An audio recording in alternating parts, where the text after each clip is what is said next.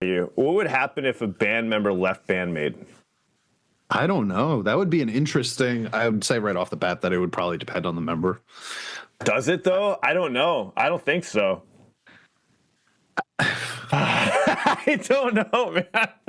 What would that do to the fan base, really, if any of those members left? Fan base itself, I don't know how they would react as a whole, but if we're talking musically speaking, it would probably be a pretty big problem. We saw what happened with BABYMETAL with Yui leaving, but luckily Sue's like the main focal point. But with Band-Maid, it's all of them are the main focal point. That's the thing, right? Like I don't think I've seen a band like that. Have you? Can you think of a band where every single member is the focal point? That's crazy. Really. It's the only band I can think of. I think in most bands you could drop the bassist off and replace it with another bassist. And not in Band-Maid. Annoyed.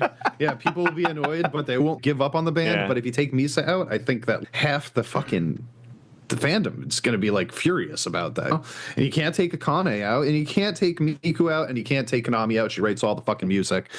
Saki would probably be the first one, but literally is the voice. She's the voice of the band and all of their music. So how could you? I don't think you can. I think it's one of the rare bands where you can't have a replacement for one of them. Hey to see you. I think that they're going to go as far. Hey to CEO says there was a very swift transition in Love Bites with Band-Maid would be similar. I don't think it would be similar in Band-Maid. Love Bites is not at the scale of Band-Maid yet. In what sense? Back then when they switched them out. Actually, I would still argue Band-Maid's way bigger. I would consider, right? I would say yes. I don't popularity-wise. I don't know. Like I think so. But the Love Bites has grown in popularity a lot though recently. There's that. But Band-Maid fans would be pretty irate if any of those members even stepped away. Or there would definitely be a shift for sure. That would be I don't even know brutal. if the band would continue like that. True.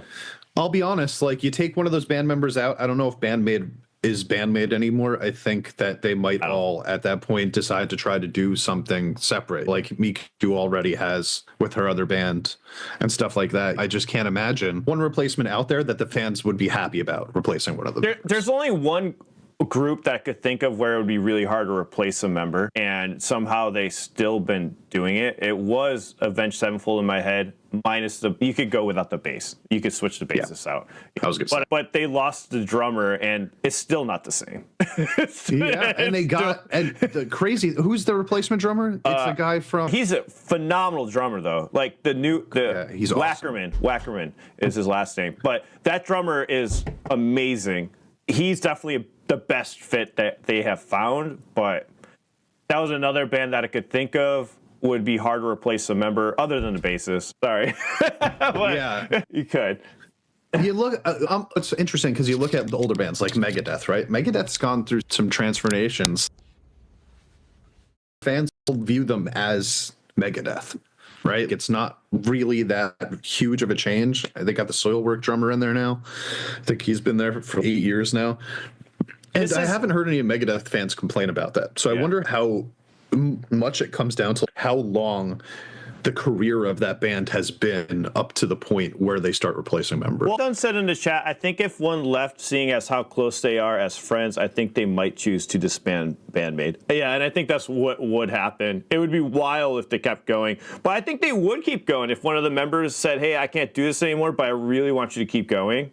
I think they might still do it, but yeah, probably. I agree with that. Actually, I think that it would depend on how like mutual the split would be. Let's say Akane decided, I don't really feel like doing music anymore, and she said, but I really want you guys to keep Band-Maid going. Let's see if we can find a replacement drummer when I leave. If you were to get the drummer, let's say you got Tam from Nemophila. How upset would the Band-Maid fan base be with that replacement, knowing that Akane said, I want to find a replacement for myself, versus her just leaving and then not having anybody waiting in the wings? I think it would be a big difference. Yeah, I saw. Yeah, fan base would become very toxic. You meant Tamu, right? From Nemophila. Yeah, Tamu. Did you say Tam? Tam, yeah. That's what I call it. She's my homie. For sure. Wait, what? You don't shorten your homies' names? Welcome to South Sound Podcast. We're talking about our favorite musicians from all over the world. Welcome, champ. How you doing over here? Yo, yo, yo. Chilling, man. How you doing? Yeah, I don't like this later time. I don't like this 11 o'clock BS.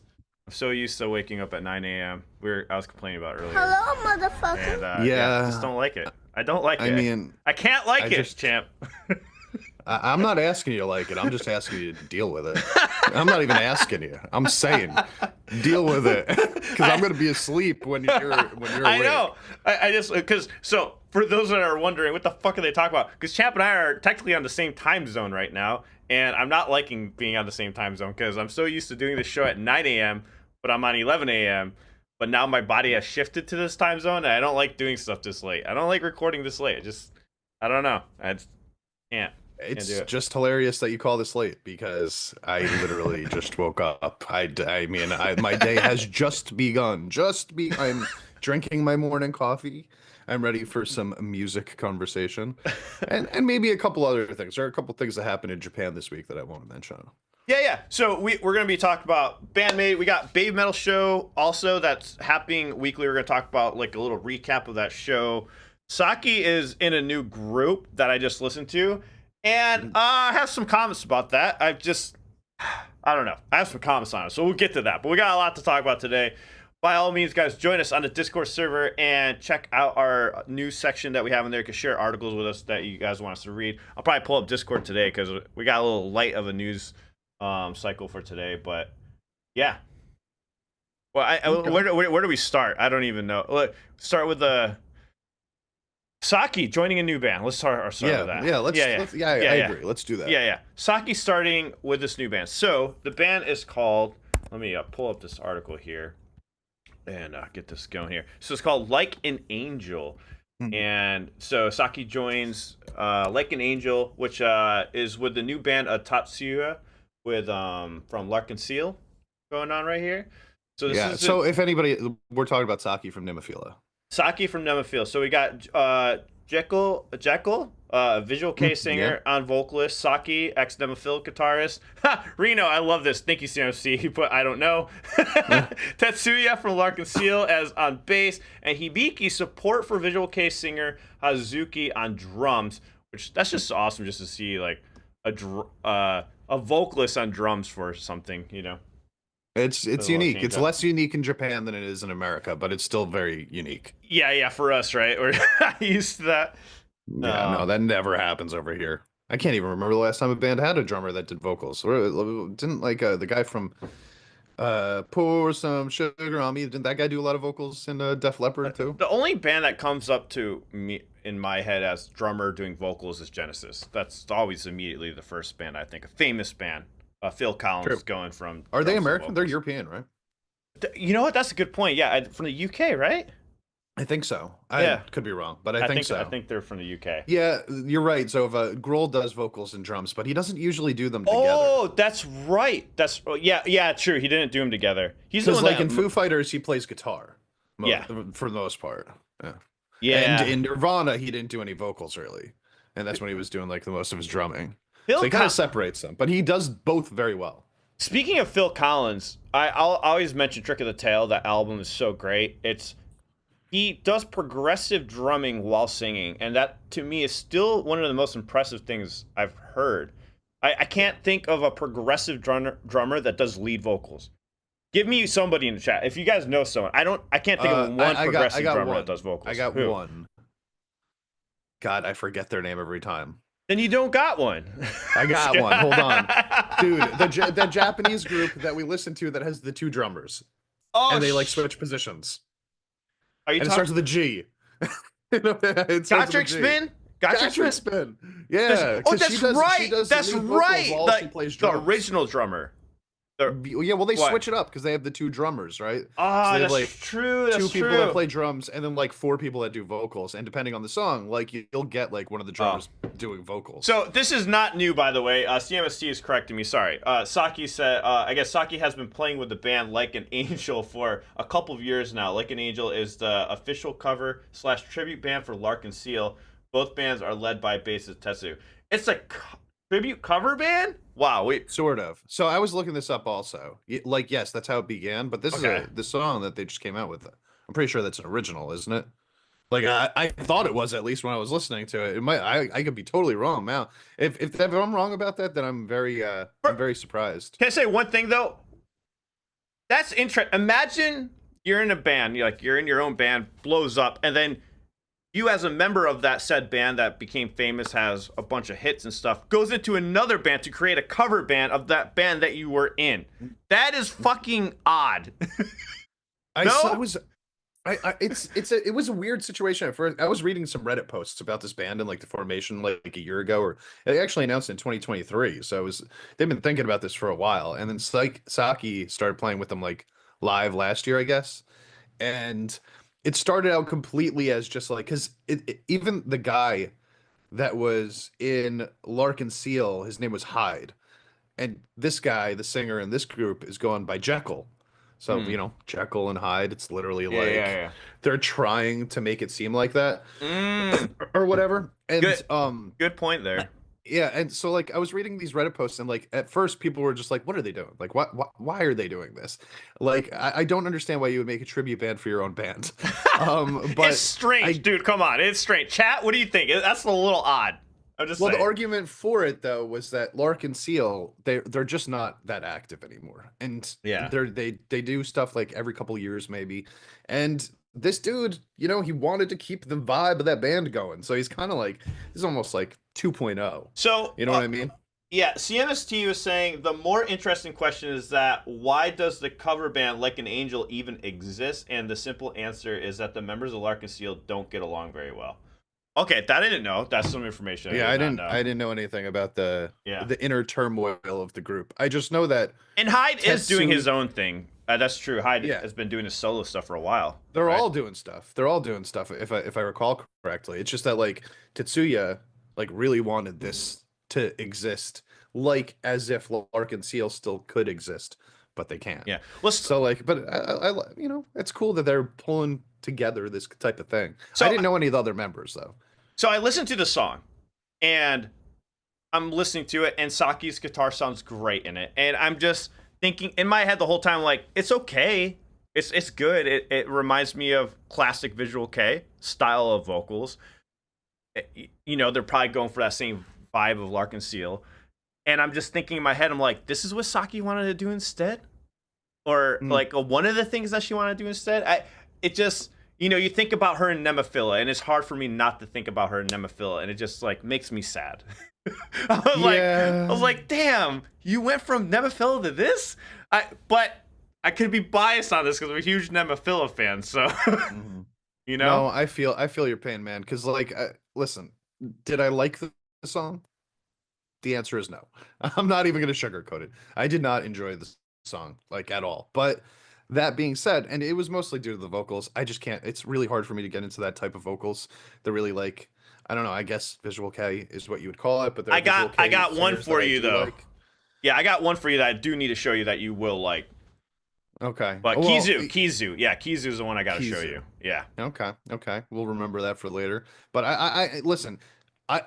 Even though I didn't personally like it, I did think it was like a well-made song. I thought that everybody played their part right. Like I'm not gonna listen to it personally, but there's definitely like a group of people out there, and if they like that kind of music and they're listening to that kind of music, I'm gonna go, okay, understand why you like this song, because this is a well done version. It's a of well that done kind song. of music. Yeah. Right.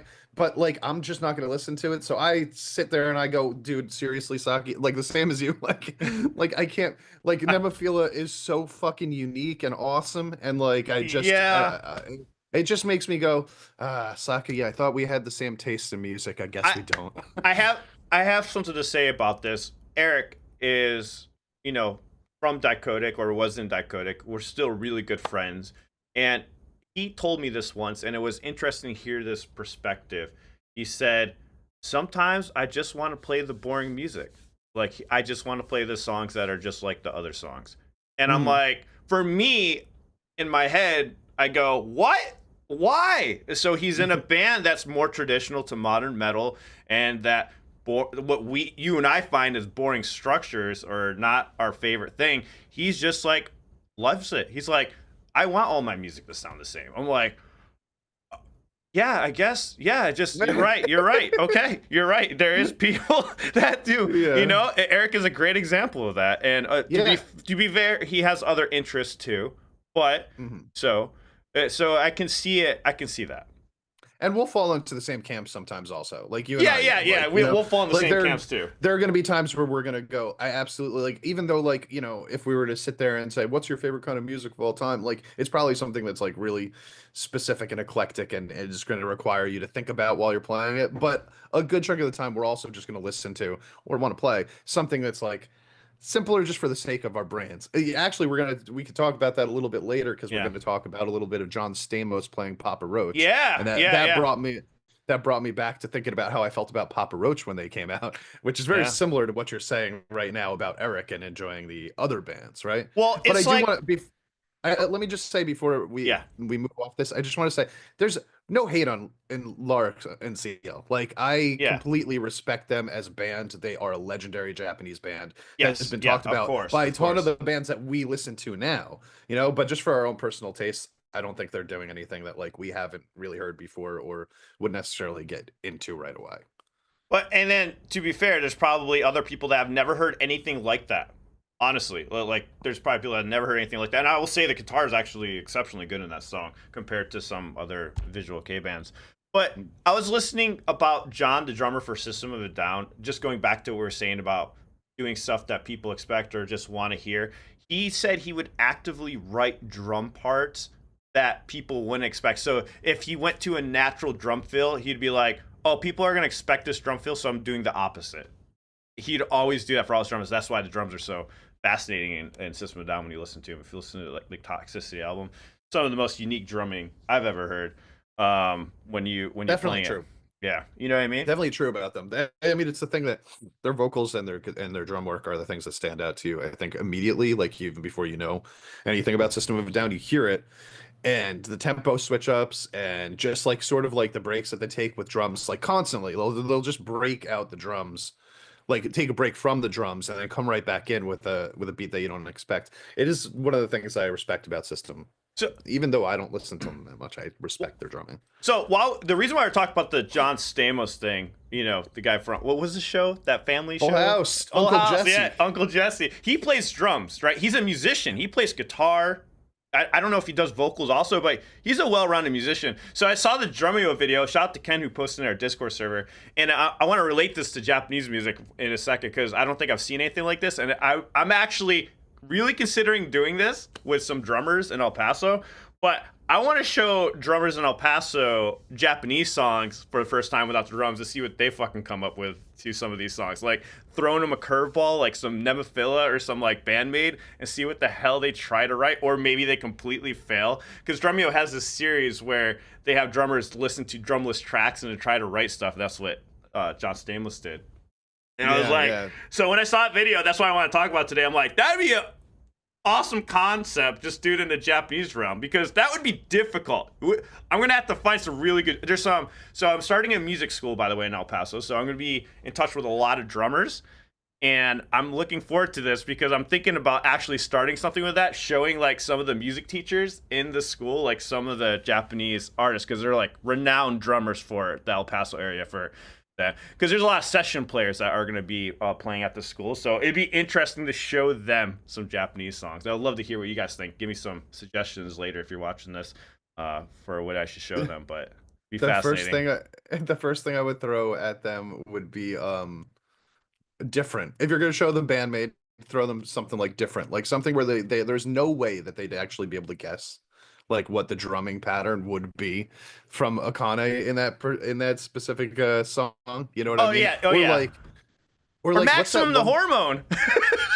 Yeah, Maximum the Hormone. Oh my god, they'd have no idea. They'd come up with something completely different than what would actually be in the original recording. What's that one band? The one that like, Jesus, the 3-piece band, Japanese group, and they're just like full on progressive. Soken Inaro. Yeah. Give that to anybody to see if they come up with anything even remotely similar to what happens. Dude, right? I think it's a good idea. I really would be fascinated to hear what they might come up with.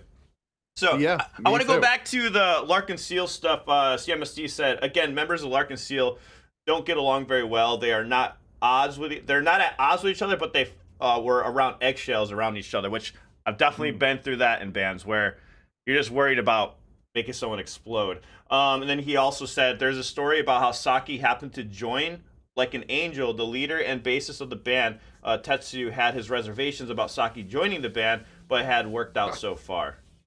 Why would you have reservations about her joining the band? Like, that's a win. That's upgrading the band. Maybe it's because she's a lot younger. Maybe. Or a woman. I don't know. Maybe there's still like a weird thing with like, having a different gender join a band just because like, different True. takes place. Phil said chemical reaction, see if they use cowbell. Hey, maybe they'll come up with better drums for I was about to say, make you chemical like reaction, that's the one that I think everybody would be able to figure out almost immediately, to tell you the truth. I think I could play chemical reaction if you gave me drumsticks and a garbage can. So, Flat Checker was saying Miho left Love Bites to join Chaos Control. That's true. But, I mean, that made more sense to me, honestly. I don't know. That made more sense to me.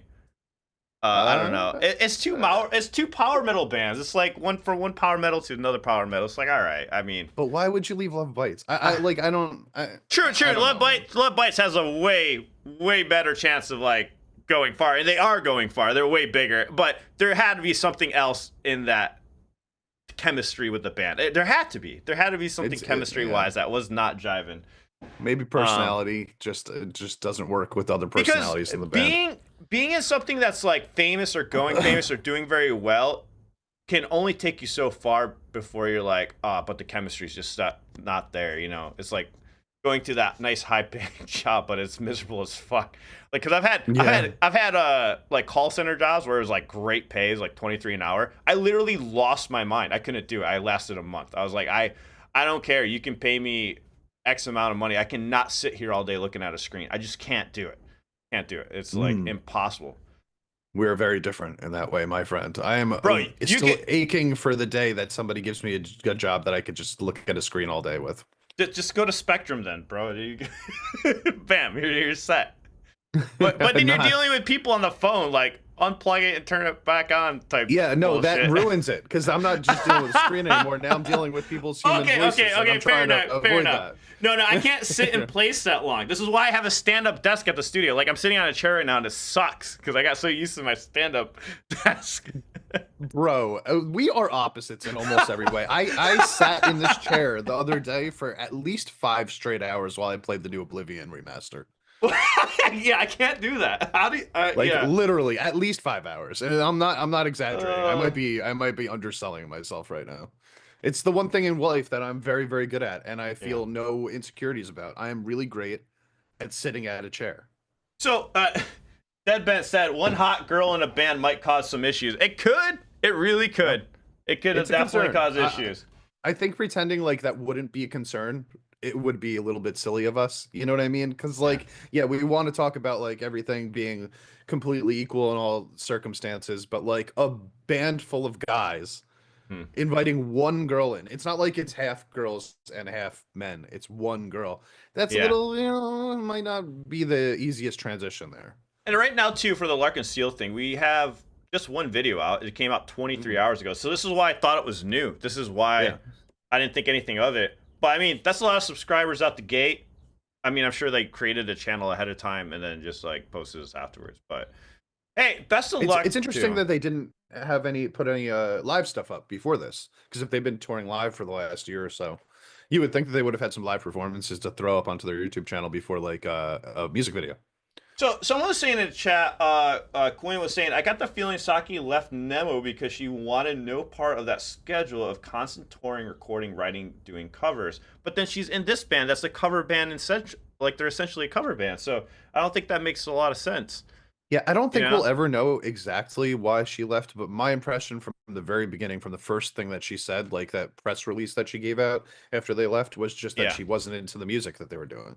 And I just kind of assumed maybe she doesn't like metal that much. Like, because the next song they came out with was like super fucking heavy. Yeah. After she left. Yeah, Troy said in the chat, Saki would fight back, I'm sure. Oh, yeah. She can whip a phone, that's for sure. She'll whip it at one of their faces, probably take them out. She's always holding a guitar. You ever get hit with a guitar? Those things hurt like a bitch, man. Yeah, they do. Yes, they do. Yes, they do.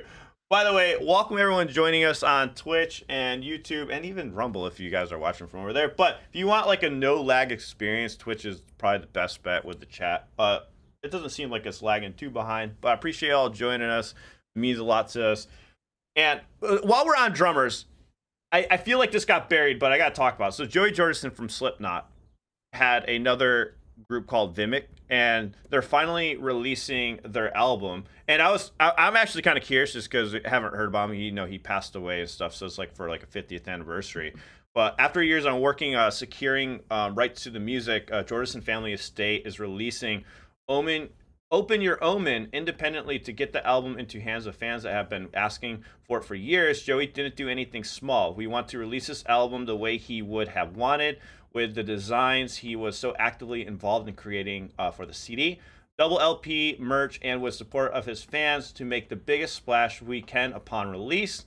We have added personal items of Joey's to help raise the money needed to manufacture and distribute physical product, market the album, and host a night to remember as Vimic reunites to perform an event honoring Joey's legacy. Now, a part of me is like, is this a kind of cash grab or like what's going on with this? But I hadn't heard anything about this until right now.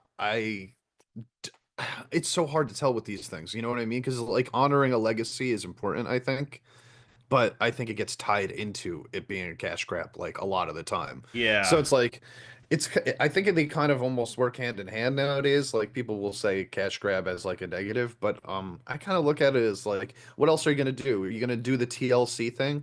What TLC does with Left Eye, and like not honor her at all to the point where like you don't get to hear her music anymore. You know what I mean? Like they own all the rights to all of her parts in TLC songs, so you can't listen to Left Eye anymore, yeah. which is silly. Like it's opposite of honoring her legacy. It's making sure that the world forgets about her, which is really stupid. So I'll So, always respect this play instead. I feel you. I feel you. So this was originally slated for 2018 release. The album was derailed after co-producer Kato was in a fatal motorcycle accident. That's so tragic, man. While 4 singles were released, the full album was shelved, and members pivoted to focus on Synesium. How do you say that? Synesium? I don't know. But Jordison's family shared the following. After years of working to secure rights to the music, the Jordison family estate is releasing Open Your Omen independently to get the album into the hands of the fans that have been asking for years. Joey didn't do anything small. He wanted to release this album the way he would have wanted with his designs, which I just read this part. But this was an actual quote from the family. So that's really cool. I mean, that's cool that they're releasing something for his 50th birthday type thing. I just figured while we're on Yeah, drummers, bring that up. yeah. I thought it was No, it's interesting. worth talking about. I think that I respect it. I like when this type of thing happens, even if you can consider it like quote unquote a cash grab or like some way to grab momentum for the project that you're in. I think that ultimately the honor that you're showing to the person that passed away is more important to that regardless. So I'm glad that they're doing this. And it's not even like he's one of the few like metal guys too that like didn't die from like an overdose or like suicide or something like that. Like dude just had like a disease. So, paying respects to him is like it's the proper thing to do, I think. So, Baby Metal has a radio show. And chat, let me know if this is like going to be a weekly thing. I think it might. So it's Tokyo FM. So this one of the articles was with Tak Matsumoto and Baby Metal. They had him on as a guest. So it's a radio. Oh yeah, it is a weekly radio show. Or the band started the episode with a listener question about the members' favorite anime and manga, which I felt like I didn't know any of these, but I've heard of Cells at Work. I've heard that's really good. Like it's like the red and blood white cells. A lot of people have been telling me to watch that anime. So Sumeno mentioned her current favorite manga is Cells at Work, which is about anthropized cells of the human body, with the two main protagonists being a disty red cell and a ruthless white blood cell who work together to destroy threats in their city. It kind of reminded me of Osmosis Jones. You remember that movie? That's what I thought of immediately. No. With it's like it's with Bill Murray in it. Bill Murray like gets sick or whatever, and they're fighting a virus inside of his body. So like on the inside of his body, it's like a cartoon or whatnot, and outside of the body, and you see them like fighting the virus throughout his body, and It's pretty. It reminds me of that. This one concept. definitely passed. This one passed by me accidentally at some point in my life, I think. Go ahead. But Go yeah, ahead. okay. So they're saying in the comments that this has been going on for a while. Yeah. This Yeah. show. We're just slow to it. We're just slow to it, guys. We're gonna be Yeah. on top of it now. We got a show every Sunday at 9 a.m. Mountain Standard Time, so we're gonna talk about it every single week. Yeah, guys, we've only been doing this for 5 weeks. So they've been doing it for 5 months. Like we couldn't do anything about it until now. You know? I did want to mention, people in the comments are saying that Saki had never had planned to stay in Nemophila. They're saying that she was really only there to help get Nemophila started, which I had never heard in all the years that we were doing this I remember that being said. podcast. They did say it. Somebody said that during the Gaijin guys. There was something that she said about that. Like she just came in to jam with them or something. Right? Yeah. So okay, all right. Well, we'll get back whatever. to I it. mean, But next on the band's recommendation list was Orb on the Movements of the Earth, set in 15th century Europe. The anime series follows the dangerous journeys of scholars who risk their lives to pursue research or the forbidden heliocentric theory during religious inquisition. Wow. Jesus, that's hardcore, man. Like, what the fuck? This is when anime fans tell you like, no shit, the shit that we watch is actually deep. It's not just cartoons, and I laugh at them. I shouldn't be laughing because clearly it's way deeper than like if I were to watch Rugrats. You know what I mean? Like American cartoons don't exactly go that in depth with like the nature of the universe. These are like adult cartoons. I'm sure they have more kid anime type stuff, you know? Yeah, but we don't really have adult cartoons over here. You know what I mean? We have like adult we used comedy. We have adult comedy. comedy. Adult comedy. Yeah, like remember like Ren and Stimpy, Beavis and Butthead. Course. And then obviously like Family Guy and South Park. You know, South Park. But that's like they're it's comedy. Specifically made for comedy, right? Like this seems like it's actually kind of serious. Do you count, at least the way that they're talking about it. There's would you count Metalocalypse? No, it's comedy still too, right? It's still comedy, man. Like anything on comedy. Adult Swim is comedy. Yeah. Aqua Teen Hunger Force. Woo! One of my favorites of all time. Moa Metal expressed her love for Fire Force. The story follows a youth with pyrokinetic abilities who joins a special force developed to counter pyrokinetic monsters threatening Tokyo.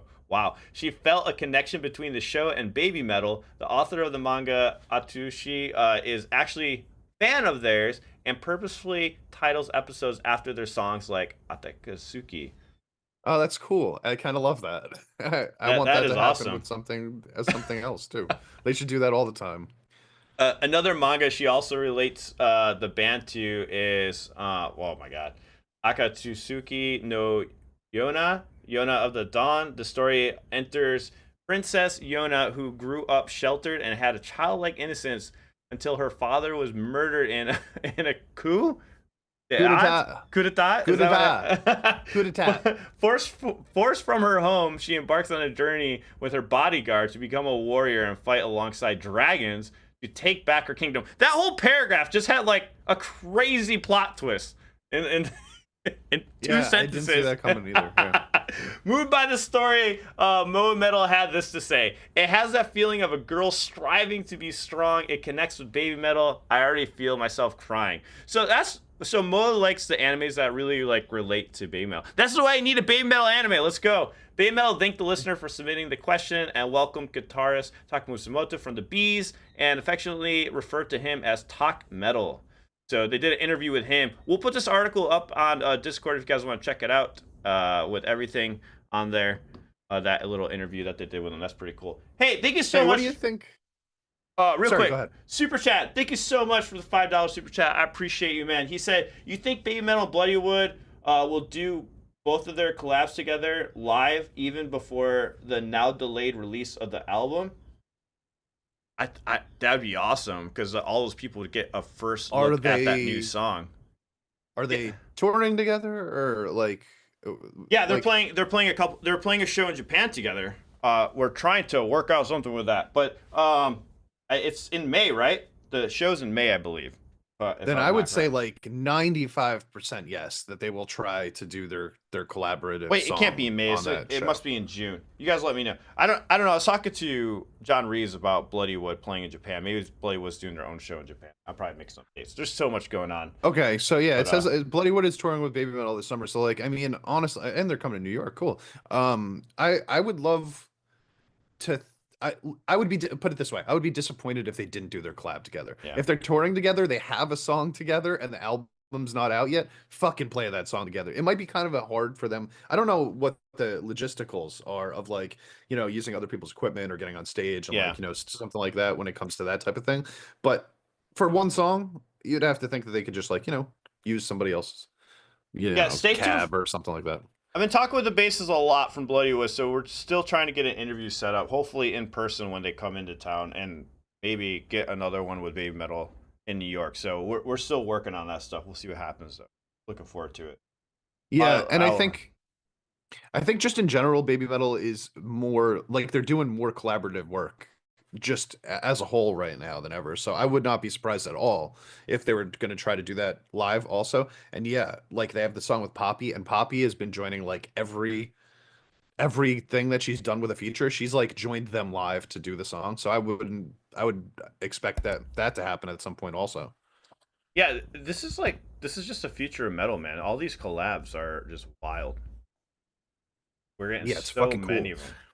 It's cool, but it's definitely gonna like there's gonna be like those hardcore like, we love Japanese music, we don't want it to get too westernized people that are gonna be annoyed by it. And I'm gonna understand them from that perspective also, because we've been there. We've seen that happen to music that we like also, where you just don't want it to change too much, get too influenced by other stuff.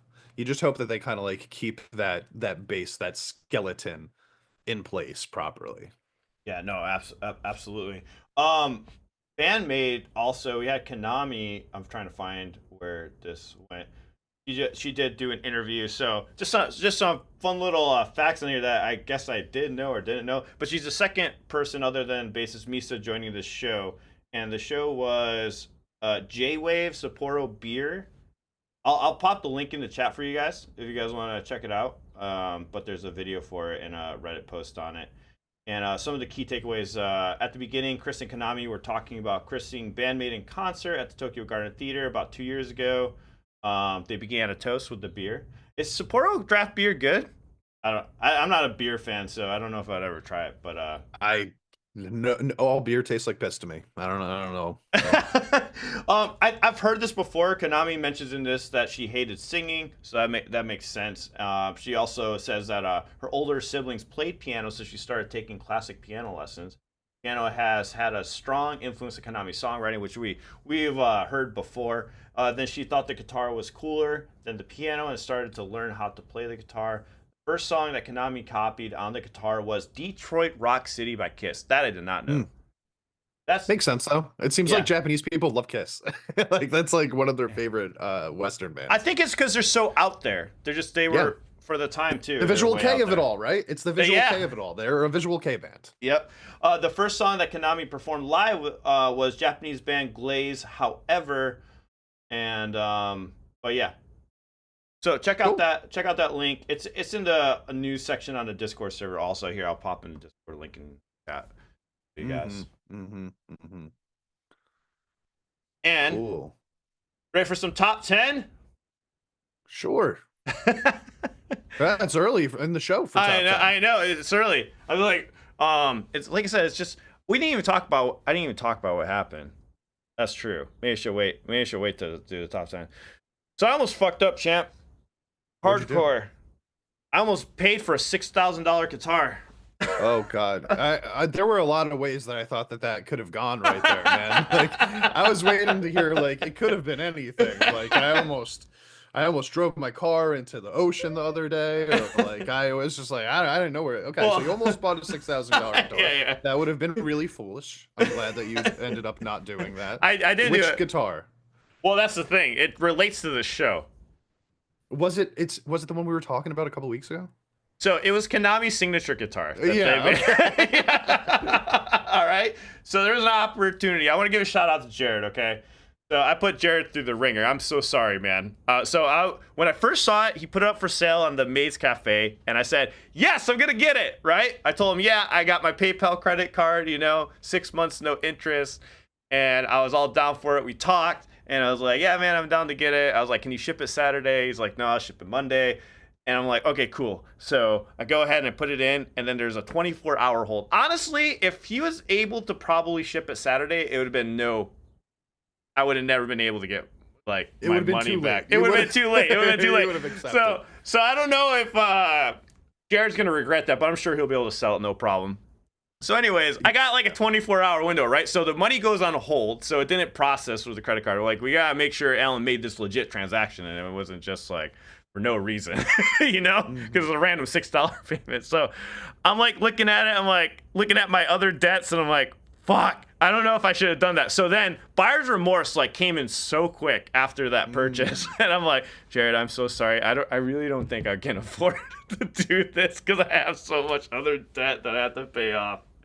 It would have been a mistake, man. I'm just listen. As much as it would have been cool to have that, because that's the type of thing. Obviously, you keep it for life, right? Like it's an investment. You know? I went like, through you're justification. I went through justifications for it. I was like, oh, I'll make a lot of content with it. I'll make a bunch of Band-Maid covers with it. I'll do like some YouTube shorts. I'm like, Alan, is that ever going to accumulate to $6,000 coming back to you? And I'm like, I mean, maybe in time. No copyright, bro. Copyright. Yeah.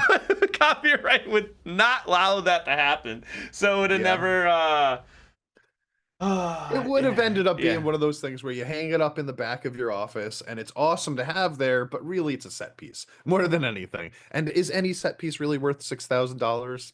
Probably not. I would play it. I would definitely play it. Would you play it in on my tour, cover or band? would you play it? I played in my cover band because it has a single. I don't know if I'd be able to do So that. the reason why I would play it is because it has the single tap coils, and you can change the tone immediately, which is perfect for a cover band situation, playing multiple different genres. And that's why I was like, I got a good case use for this also. Hey, wait, Cynical's right. Could you write that off for tax purposes? Yes. At the end of the year. Yes, I could. Ooh, but that's worth consideration at that point. But it's $6,000. Yeah, but how much do you get to write the whole thing off? Yes, you can write the whole thing off. Then it's not $6,000, it's $0, right? Yeah, but that still means that I didn't use $6,000 to pay something else. Yeah, listen, you know? I don't know how the American tax system works, so I'm throwing shit out there. I'm gonna say I think you probably made the right idea, and not to listen to me when it comes to finances at all. I mean, or like a chat. Convince me. I still have a chance. I have to do it now, though. Convince me to get it. Do not convince this man to get it. I can still get it. He's wizened up. He's smartened up. Let's not throw him back into the volcano. I know. I dug myself out. We can throw me back in there. Like, are you guys? We're gonna set up some benefit shows. That sounds so bad. Guys, can you help me pay for this Konami guitar? Yeah, seriously. GoFundMe. GoFundMe. Let's do that. Yeah. I don't know. You would see like 3 times the amount of Dicodec contacts coming out probably for a while. Oh, man. Neo said, no one knows how the American tax system works. Yeah, it's true. Right. Yeah, Good to know. Good to know I'm not alone on that, okay? I did pay $2,000 for a BABYMETAL signature ESP Arrow and don't regret it at all, but I can't think of a $6,000 guitar. Damn, if you have enough money, you don't pay tax. I think the rule is. I mean, I won't pay taxes for the business, of course. Yeah, if I write it off, I won't pay any taxes. But no, you still pay some though. You still have to pay some. But yeah, 4 years profit, 2-year loss, sole proprietor. Yeah, I could do that. I mean, I was technically profitable the past 2 years, but nothing you can live off of. I mean, you know what I mean? There's always OnlyFans if you really want that guitar. Oh, dude, I read that. I thought about the worst thing to do for OnlyFans. I'm like, what? Do I have an OnlyFans for the Konami guitar? That'd be hilarious. Like, go subscribe to my Konami guitar OnlyFans account. It's just the guitar itself, like it's just the guitar. It's just a guitar in different skirt, angles, like a short skirt. Like, put some makeup on the headstock. Man. No, it's probably the right thing to do to, like, pay off the bills that you already have. How many will pay for my naked feet? I will do an OnlyFans right now. I will make an OnlyFans account to get this Band-Maid guitar. Yeah, just to be clear, just so you know, that'll be mostly men signing up for that. That's fine, as long as they're paying. Okay. They're paying. Yeah, no, right? I'd be cool with it too. Yeah. I just don't think it's gonna bring any of the girls your way. Is all I'm saying. I don't think you're gonna find a. I don't think I'm trying to attract girls at this point. That's fair. That's fair. If you dress up like Sue Metal and fly to Seattle, Goat will pay it. All right, I'm down. Let's go. I'll go to Seattle, dress up as Sue Metal for him. $20 is $20. So, 20 yeah. bucks is 20 bucks. That's right. I'll take it wherever I can get it. But fungus gives you a bonus. Well, I do have some pretty rough skin down here. I can say that. You know. Oh yeah, That's I've had what you're athletics. into? I've had a athlete's foot for like 13 years. So like, hey, you want to get me on there? I got you covered for that. King. Are we gonna start an OnlyFans? Champ and L and OnlyFans. Just for like feet fetishist kinks that like diseases on feet. Then we'll hook them up.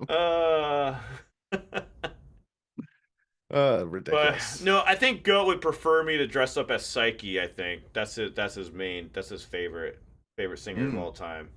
Yeah, he loves Psyche. He's one of my favorite vocals.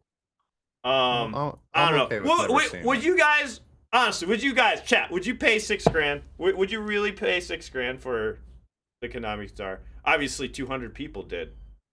You know. Yeah, and it happened. But the question is, how many of those 200 people were in debt before they bought it? I don't think. I don't know. Probably not most of them. I would assume that most of them don't have to deal with that. You know, I could really stir up the pot, just buy the Band-Maid guitar, and just cover everything else but Band-Maid songs with it. That'd be hilarious. No, yeah. Who's Band-Maid's biggest competition? That's the only... Who's Band-Maid's biggest competition? Just play that band songs. Like BABYMETAL and Band-Maid fans don't always get along, right? So like here's what you do. You get a Band-Maid guitar, only play BABYMETAL songs on it. Get a BABYMETAL guitar, only play Band-Maid songs on it. Just piss everybody off. It'll be fun as hell. Gay metal fans don't seem to be the most financially responsible people. You know what though? There's a reason for that, especially for Western J metal fans, because the content that we get is so like eclectic and specific, right? Like you're only going to get it from that one little niche area of the world, and we are a very small community of people that actually go for it. So it's like it's different than like if you're going to buy like a Taylor Swift, thing where it's like every single person in the Western Hemisphere is a fan of fucking Taylor Swift, and it's like that's going to be way more available and widely recognized. Guys, give me your biggest purchases that you've made on something down below. Somebody said they got $200 of BABYMETAL Funko Pops. No regrets. $200 you can bounce back from though. Like I feel it's like $6,000 is a heavy like order to fill. You know? Yeah, it's 30 times the amount, right? And then I got paid off in 6 months to avoid interest. You know? Yeah, true. I look, Carlos Garcia bought one. He's in debt, so you wouldn't be the only one. Good for you, Carlos. I hope that your life doesn't come crashing down around you because of this. Well, hey, if it does crash down around him, like to be fair, he still has a Konami Band-Maid guitar, right? They can't take they can't take that away from him. All right? They actually can. It's called repossession, and the IRS they won't repossess a guitar. You'd think they were repossessed $6,000? You think so? Oh yeah. If your guitar is worth more than your car, they're taking the guitar first. Does flying to Japan for Legend MM count? Well, how much did you spend? Was it $6,000? Who bought a Konami guitar in here? Who did anyone buy that guitar in here? Carlos did. Well, other than Carlos, you're the only one. That is fun, he says. Okay. Not if you're me. Not if you're me. I don't take that lightly. Like it's horrible. My anxiety goes through the roof when I'm in debt. I'm in debt right now. I hate paying a mortgage. I think most of us are in debt in some way, because like so many of us also have like college debt, just like from fucking taking out loans to go to college. It's impossible if I can pay that shit off.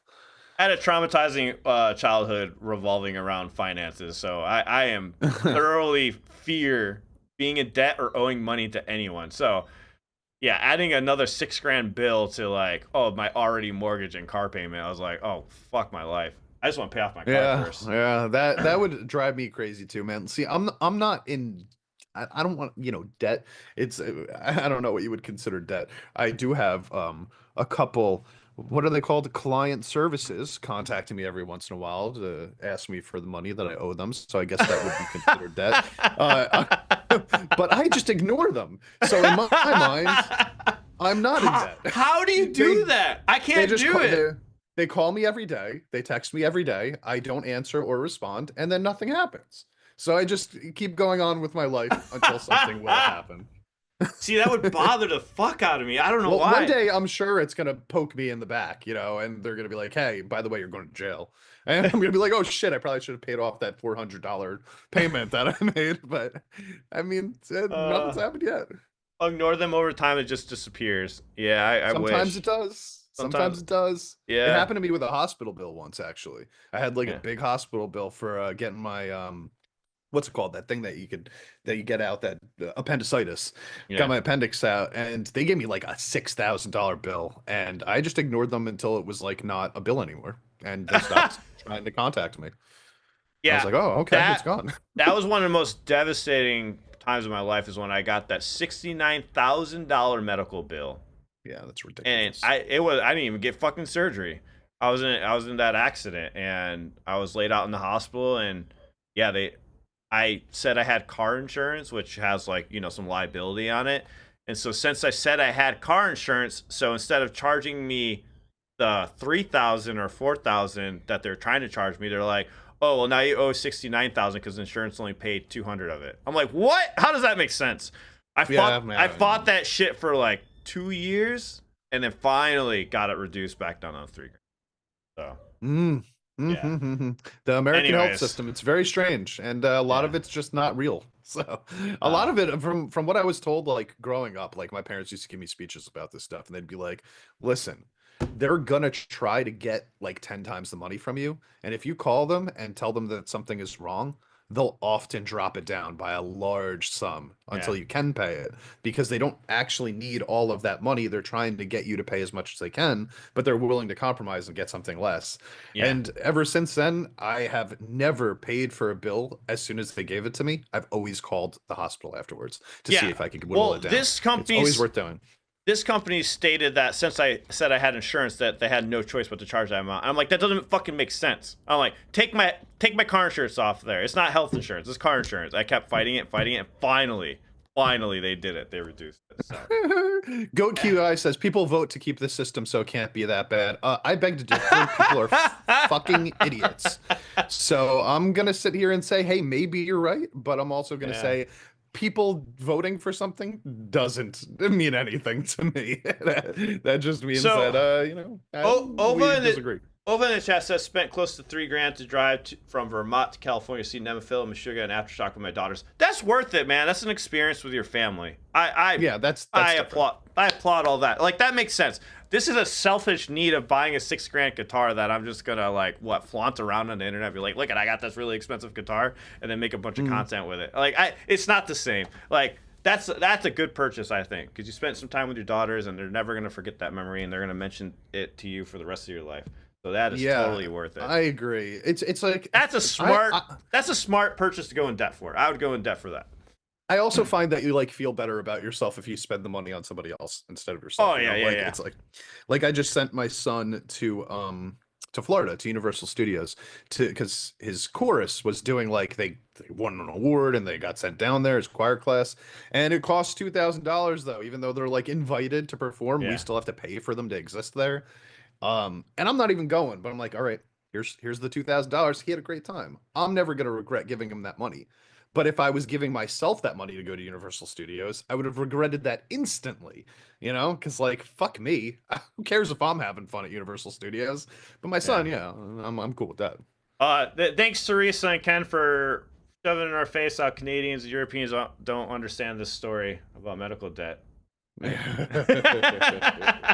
Anyways, top 10. Here we go. Oh my God, where's my buttons? I lost my buttons here. I don't know, but while you find the buttons, there you go. I found the buttons. So Cotton Candy goes down to number 10. Look, we got a little preview box. Shout out to Simno for setting this up. That was number 10. Check out the full thing, because we can't play the whole thing because they'll yell at us. I don't think the audio's playing at all. You won't be able to hear it, champ, because I don't have the proper audio system.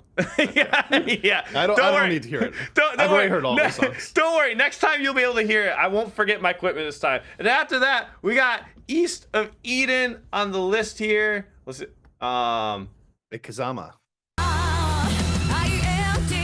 Looking down. So we got East Savina at number 9. That's a great song. Go I check like it out. Hanabiye falling down to 8. Tasty Survivor. I still jam this song, man, all the time. I love this song. Yeah, it's a great track. Very Hannibal. Hell yeah. And then number 7, we got MA Scope, which I did finally listen to that song. It's a really good song, guys. Unfortunately, it gets blocked, so it won't be on any stream anytime soon. No MA. As I said that out loud, I went and played it. Sorry. I noticed that. I am a fucking moron. I am so sorry. We're not gonna watch this play. Okay, we're done watching it. Number 6. We got Seesaw Tuki, very chill song. Coming in at 6. And number 5, we got Hitsuji Bungaku. I hope I said that right. That's a tough one. Going down 2 spots at number 5. I'll play.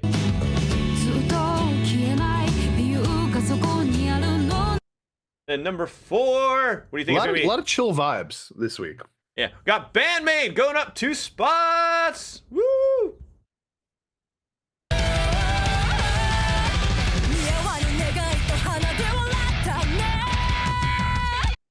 All right. So, what do you think? So BABYMETAL, we got the BABYMETAL Poppy song, and we also got the other BABYMETAL song, right? They were both there last week. Oh yeah, we got a new song in number 3. Ooh, okay. Can you guess? Can you guess what the new song is? Who's an artist that consistently gets on the top 10 no matter what they release? Otto. Yep, nailed it. Otto with Charles produced. I haven't heard this song yet. Let's play a preview of it, but I actually haven't heard this one yet.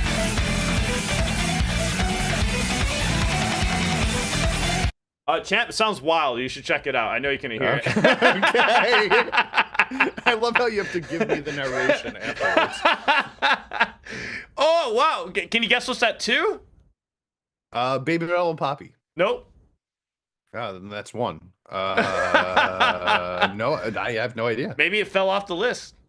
It's Otto again. Oh, shit. Yeah, with Rockstar. Rockstar. I haven't heard this song yet. Okay, this song is a totally different vibe, Champ, by the way, than the other Otto song. Like every Otto song, there are always different vibes going on. So we got that at number 2. And then number 1, what do you think it is? Do you think BABYMETAL stayed on here or dropped like 20 spots? Why would that happen?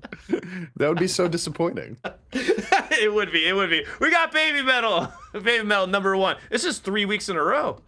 Yeah, if I'm not mistaken. Not surprised, man. Like it's a fucking good song, I think. Yeah, look at this. 3 million views for BABYMETAL from Me to You by Poppy. Rockstar 2 million, and then with Band-Maid Ready to Rock 1 million. Good for them. Good for all of them, honestly. That's pretty sick. Hey, look at Unlucky Morpheus up there. Yeah. We got new entries. We got Domination, Doll Parts. We got Unlucky Morpheus. Condemnation is for All Humanity, November 8th, 2024, live at Toyosu Pit. That's a cool live one. Linkin Park Faint. I want to talk about this by Nemophila. Did you hear this yet? Nope. But funny story. I'm working on a cover, and it's Linkin Park Faint with another Japanese singer. And I showed this to her the other day. I'm like, hey, Nemophila beat us to it because we were working on it, and she hasn't had a chance to get into the studio to re-record her vocals. And I'm like, damn it. And then I saw Nemophila release Faint, and I was like, wow, that's a really random coincidence. So you're going to keep going for it? No, we're going to keep going. I'm just waiting on her to send me vocals. Yeah, we have a random Linkin Park cover. I know that's how'd they out do? of left field. How was that? Because I don't really love their covers usually. Dude, it's bad, man. In my opinion, it's bad. I appreciate that they're covering different genres. I don't like it at all. Yeah. But I mean, their covers are definitely hit or miss. I think. I'm sorry. I know there's no Phil fans. You guys are gonna rip me a new one. You know what? To each their own. I don't like it. I just don't like it. I'm sorry.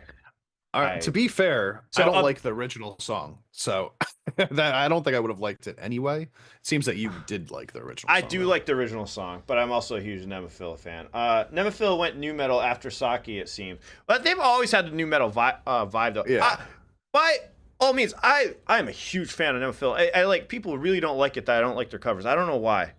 Like, Yeah, because people don't like it when you don't like anything that they like, but it's just like I mean, I they're don't not know. they're hit or miss. Dude, one of the things about it that I always find with their covers is that they sound a little bit empty. And I know that that's because they're just doing this like sort of like a lot of the time it's like a one take version of in like a practice room, right? But like when you know the song, it's hard to not notice when there are parts that aren't there. So like I don't know, a lot of it just ends up coming off as not not a complete version of the song. And if they did sit in the studio and like record the whole thing, they do a great job, but those I versions just liked don't do it. it for me. I went and supported them and watched it. I watched it. No. I will never listen to it again. I can't get into it. I don't get it. I don't get it. And a lot of people are raving in the comments about it. I'm like, I don't hear what you guys are hearing, but Mm, each their own. interesting. I don't find it to be a good cover, in my opinion. But I'd love to hear what you think, champ. Check it out, and we can talk about it next week and go Yeah, from there. okay. But Yeah, definitely. I Definitely. wanted Maya to go for the Chester scream in the verse because I thought she could pull it off. Maybe more difficult than I realized. Oh, the Chester scream is very, very fucking difficult, guys. It is very difficult. When I had presented this to the singer of Dicodec, he was like, "Yeah, there's no way I can do that." It's like, Yeah, but so, it's like her style though. Like it would make sense that she would be able dude, to or go for that. Like that's like how she screams. Like in the okay, same kind but of vein. Mayu doesn't scream notes though. So let me like she doesn't scream actual like tonal notes that are underneath the layer. Like when he does that scream and faint, he's hitting a note that's very high with that scream blend. Like he's blending that with his voice. It's like one of the most intricate type of screams to do. Chris Cornell is like the master at it. Like he was notorious for doing those type of songs. It's a very hard vocal blending technique to do. So and when I say it's very, very, very fucking difficult, like singers spend years like perfecting that if they don't have it like naturally. Mayu's a fantastic vocalist, but that is a very hard scream to do. It is a very hard scream to do. Yeah, I guess when I think of Maya's vocals, I think of like how close her like raspy tone is to her full-on scream. So I assume like, if you were to like kind of go in the middle of that somewhere, you would still be able to carry that melodic screaming. I guess we haven't really heard her do too much of that, if at all. So maybe that's just a presumption on my part. But just by the way she screams, I don't know. My expectations would be that she could carry a melody with her screaming. No, I don't think she. I think she can do it. Of course, I just don't know. Like this cover to me, all the covers to me seem like it's just a fun thing they do to put it out Yeah. there to show their love for the artists that they like. So that's Yes. the positive of it. But if you're gonna sit there and try to force me to say like, oh, this is a good cover, I can't. But I do Yeah. appreciate that they're showing love to the artists they love and the ones that inspire them, and that's awesome that they're putting it out there, and I can't knock that.